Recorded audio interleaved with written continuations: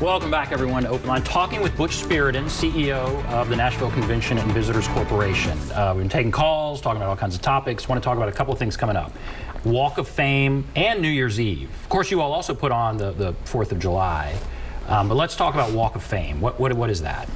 About 10 years ago, we started Walk of Fame, modeled after LA, unabashed stealing, to honor our musical heritage and to really talk about how long we've been doing it and how diverse it is. So, represents the music industry from Fisk Jubilee singers to Jack White, Loretta Lynn. Jack White and Loretta Lynn went in together. So our next ceremony, we've been a little while since we've done anything. We've lost some luminaries. So we saw a chance to pick up the pace, and we're honoring Patsy Cline. We're honoring Ed Hardy, who is a business person, president of GAC, helped start the Walk of Fame, helped televise July 4th, did all kinds of things. So he's passed away back in August. Paul Kwame, who directed the Fisk Jubilee Singers for 28 years, and was a mainstay in things we did, and John Prine. John Prine deserves a star, and I'm sorry it's a little late getting. Sorry for all of them. But next Monday at 11 a.m., Trisha Yearwood, Garth Brooks, Brenda Lee, some of the presenters. So it will have some star power, and it will be a pretty emotional day for the music industry in Nashville. That's great. And what about New Year's Eve? Thank you to your mothership, CBS. We're coming back for year 2 with a 5-hour CBS special.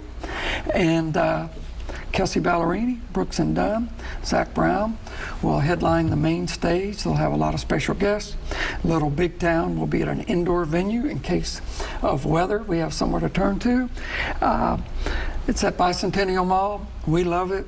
As many locals as visitors come to it, so it's one of the things we're proud of, that Nashville wants to come out and celebrate, and we'll drop a 16-foot red music note at midnight, and we're keeping the East Coast on the air for an hour and a half. Yeah. So we lost them last year at news time, but they're moving news.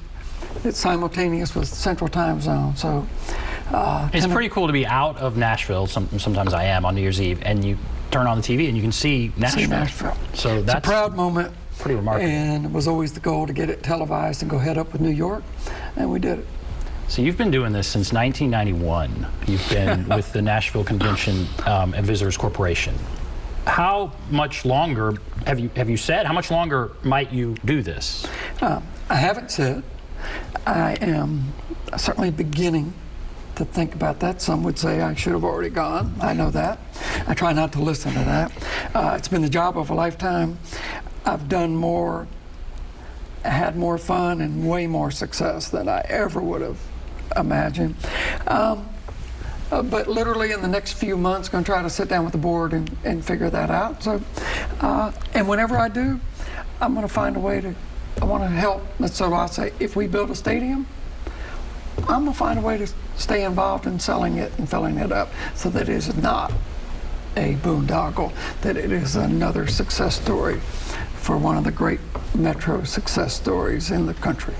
And how, go back to 1991. When you read your biography here, it's quite fascinating. But when you came in, kind of where were we? We had a theme park, we had an opera house, and a hotel. I think at that time it was around a 1,200 room hotel out in Music Valley. They didn't talk about Nashville. They kept their clients come to Opryland, airport, Opryland, gone. Nobody went downtown. We weren't very good at what we did. I saw that pretty quickly. So we've come a long way. We had a dinky airport. We had dinky air service. Today we have the largest mid-size airport in the country. We have over 90 nonstop destinations. We have 2 restaurants named in the top 50 in the country by the New York Times. And we have the best restaurant in the country named by the Food and Wine. So we're doing okay. We need to celebrate, enjoy, and we need to manage ourselves.